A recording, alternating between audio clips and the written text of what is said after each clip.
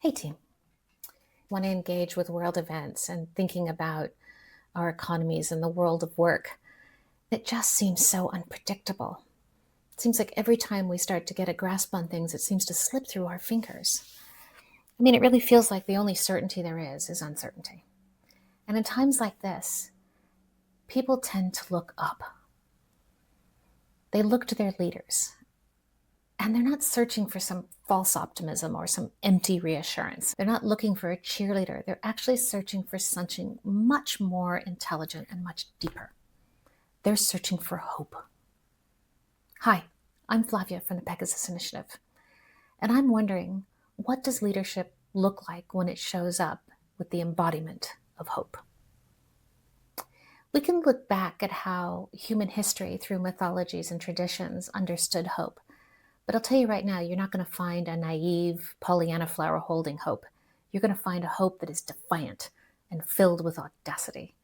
And if we look into Greek mythology and we think of the story of Pandora's jar, often said box, it's actually a jar.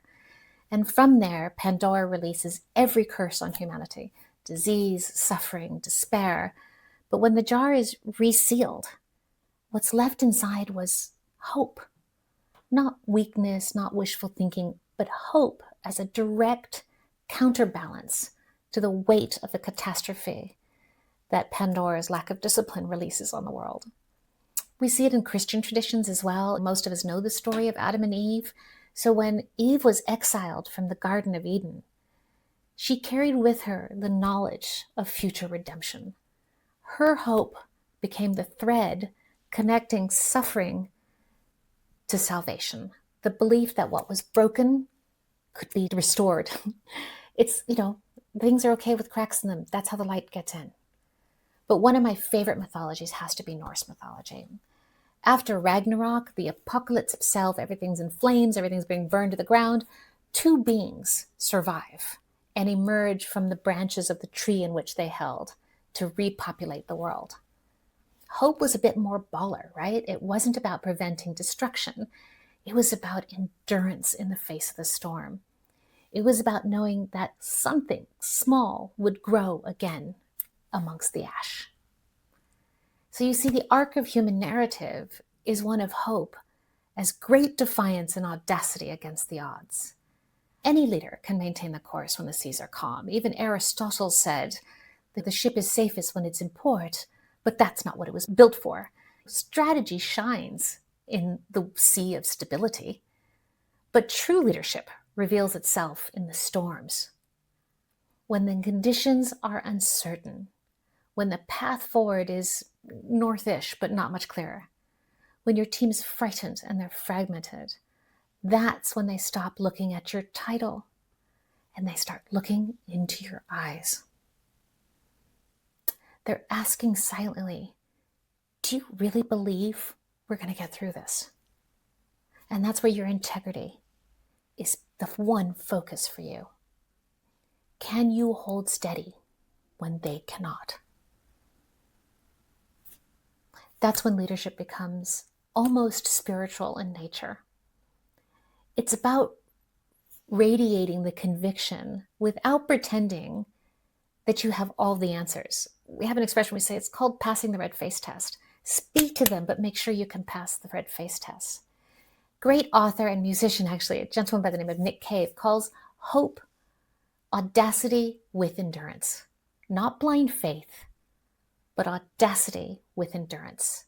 Not denial, but a willingness to stand firm in the purpose that everything around you is going to shift, but you're still here. You're still with them. You're still present.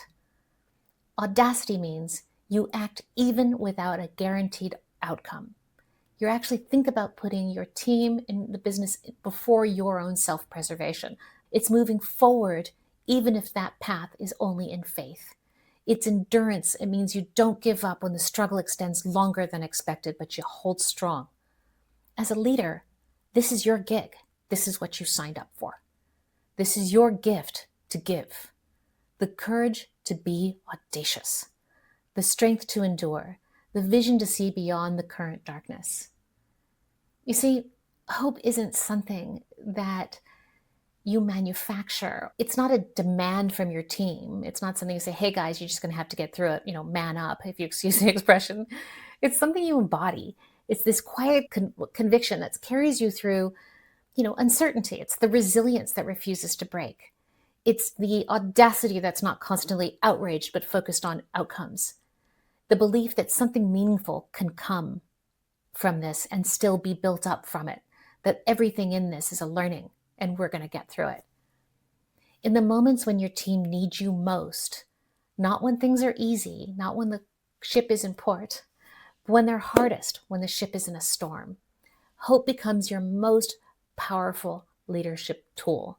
This is where engagement is actually real and it's authentic. You can't ask the darkness to leave you, but you have to actually go turn on the light. So ask yourself, are you the leader that has the courage to turn on the light? Pegasus Initiative, the embodiment of hope in presence.